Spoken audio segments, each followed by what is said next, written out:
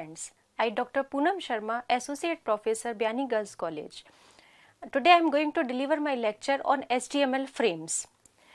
HTML frames का use हम HTML के अंदर जो वेब पेजेस डिज़ाइन करते हैं उनको दो या दो से ज़्यादा विंडोज़ में डिवाइड करने के लिए करते हैं।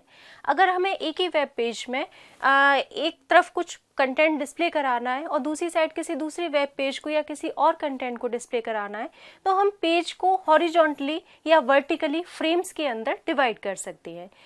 किसी भी विंडो HTML के वेब पेज की विंडो को फ्रेम्स में डिवाइड करने के लिए हम जो टैग का यूज़ करते हैं उसे कहते हैं फ्रेम सेट।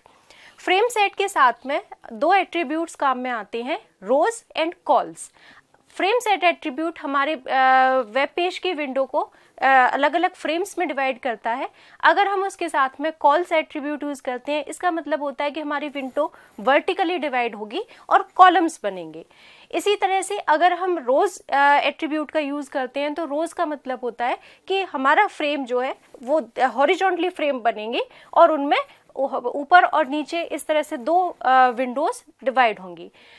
हम किसी भी फ्रेम सेट के अंदर वेब पेज की विंडो को डिवाइड कर सकते हैं कॉल्स एंड रोज के थ्रू, लेकिन उनके अंदर कंटेंट्स को डिस्प्ले कराने के लिए हम यूज़ करते हैं फ्रेम टैग का।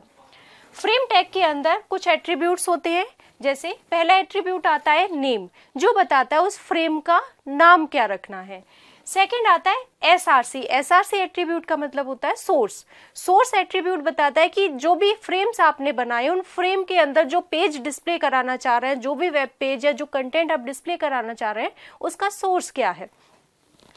इसके बाद में नेक्स्ट एट्रीब्यूट आता है नो रीसाइज। नो रीसाइज का मतलब होता है कि जो फ्रेम्स आपने डिजाइन किए, जैसे हम यहाँ पर एक विंडो बनाते हैं, इस विंडो को सपोज करें हमने दो फ्रेम्स में डिवाइड कर दिया। सोर्स एट्रीब्यूट के थ्रू आप इन दोनों विंडोज के अंदर, दोनों फ्रेम्स के अंदर अलग अलग HTML के पेजेस डिस्प्ले करा सकते हैं। नो रीसाइज के थ्रू हम इसमें फिक्स कर सकते हैं इस विंडो के साइज को। दैट मीन्स एक बार जो साइज डिफाइन हो गया उस साइज को यूजर चेंज नहीं कर सकता। इसको ड्रैग करके इसकी विंडो के कॉर्नर्स को ड्रैग करके इसके साइज को बाद में चेंज नहीं किया जा सकता। नो रीसाइज, साइज को दोबारा से चेंज नहीं कर सकते एक बार डिफाइन होने के बाद। नेक्स्ट है स्क्रॉलिंग। स्क्रॉलिंग का मतलब है अगर हमारे वेब पेज जो इन फ्रेम्स के अंदर डिस्प्ले हो रहे हैं उनके अंदर बहुत ज्यादा कंटेंट है और वो कंटेंट अगर इसमें एट अ टाइम विंडो के अंदर डिस्प्ले नहीं हो पा रहा तो क्या इसके अंदर स्क्रॉल बार आ जानी चाहिए। इसके लिए हमारे पास में 3 ऑप्शंस हैं। ऑटो का मतलब है अगर आपके वेब पेज पे कंटेंट कम है दैट मीन्स स्क्रॉल बार की रिक्वायरमेंट नहीं है, लेकिन अगर कंटेंट ज्यादा है तो स्क्रॉल बार की रिक्वायरमेंट है। तो ऑटो अगर आप इसमें सेट करते हैं तो ऑटो वैल्यू देने का मतलब है कि इसके अंदर स्क्रॉलिंग ऑटोमेटिकली आ जाएगी। अगर रिक्वायरमेंट है तो स्क्रॉल बार ऑटोमेटिकली आ जाएगी, इस रिक्वायरमेंट नहीं है तो स्क्रॉल बार नहीं आएगी। यस का मतलब है अगर आप स्क्रॉलिंग यस करते हैं दैट मीन्स अगर इसमें स्क्रॉल बार को आप अलाउ कर रहे हैं डिस्प्ले कराना। नो का मतलब है आपके कंटेंट कितना भी बड़ा हो लेकिन स्क्रॉल बार नहीं आएगी, यानी एट अ टाइम जितना भी डिस्प्ले हो रहा है वही यूजर को दिखेगा, वो उसको स्क्रॉल करके ऊपर नीचे या लेफ्ट एंड राइट में स्क्रॉल करके नहीं देख सकता। इसके बाद में नेक्स्ट जो एट्रीब्यूट आता है फ्रेम एलिमेंट में वो आता है फ्रेम बॉर्डर। फ्रेम बॉर्डर के अंदर भी 2 ऑप्शन होते हैं आपके पास में, 0 या 1। या तो आपको फ्रेम के चारों तरफ बॉर्डर चाहिए या नहीं चाहिए। तो 0 अगर आप सेट करते हैं दैट मीन्स आपको कोई बॉर्डर नहीं चाहिए, 1 अगर आप वैल्यू देते हैं दैट मीन्स बॉर्डर चाहिए। मार्जिन विड्थ का मतलब है कि इसके अंदर जो फ्रेम जो बना हुआ है इसमें मार्जिन आपको कितना छोड़ना है और मार्जिन की विड्थ कितनी रखनी है, ये आप इसमें न्यूमेरिक वैल्यू में स्पेसिफाई करेंगे।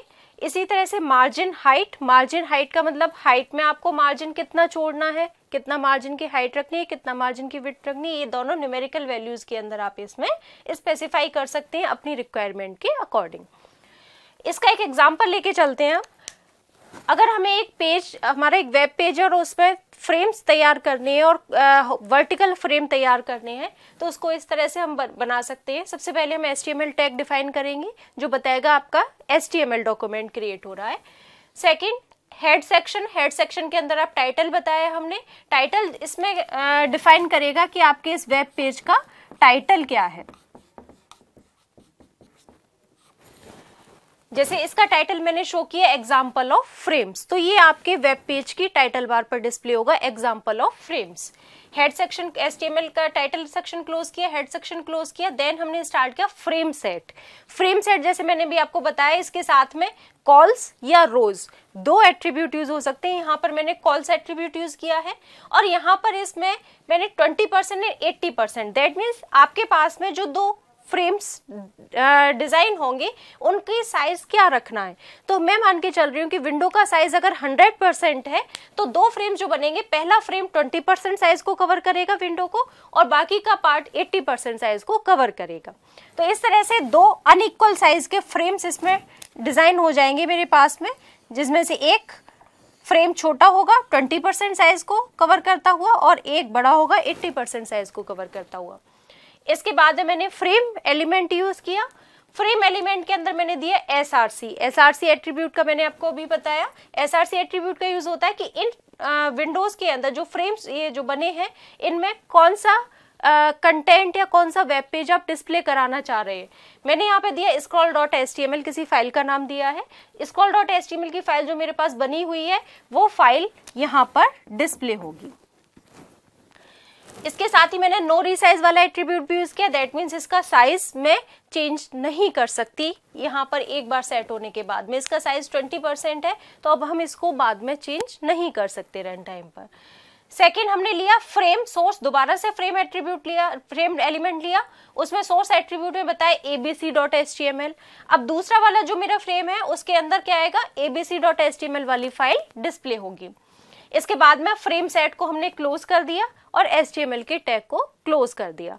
इसके अंदर हमारा अभी एक वेब पेज जो है वो दो वर्टिकल पार्ट्स में डिवाइड हो गया, एक पार्ट 20%, एक पार्ट 80%। एक में हम scroll.html डिस्प्ले करा रहे हैं, दूसरे पार्ट के अंदर हम abc.html नाम की फाइल को डिस्प्ले करा रहे हैं। इसी तरह से जिस तरह से हमने कॉलम्स में डिवाइड किया है हम इसको रोज में भी डिफाइन कर सकते हैं। उसमें सिर्फ आपको चेंज जो करना पड़ेगा वो होगा कॉल्स की जगह पर आप यहाँ पर देंगे रोज। तो कॉल्स एंड रोज में, आप रोज में अगर डिफाइन करते हैं तो आपका वेब पेज डिवाइड होगा वर्टिकली, हॉरिजॉन्टली डिवाइड होगा। तो इस तरह से आप अपनी विंडो में दो या दो से ज्यादा फ्रेम्स डिफाइन कर सकते हैं। फ्रेम्स को फर्दर फिर वापस से आप डिवाइड कर सकते हैं और मल्टीपल फ्रेम्स के अंदर, और इसके लिए हम frame set of frame elements का यूज करेंगे। Thank you for watching this video. Please like, comment, share and don't forget to subscribe our YouTube channel and visit our website gurukpo.com.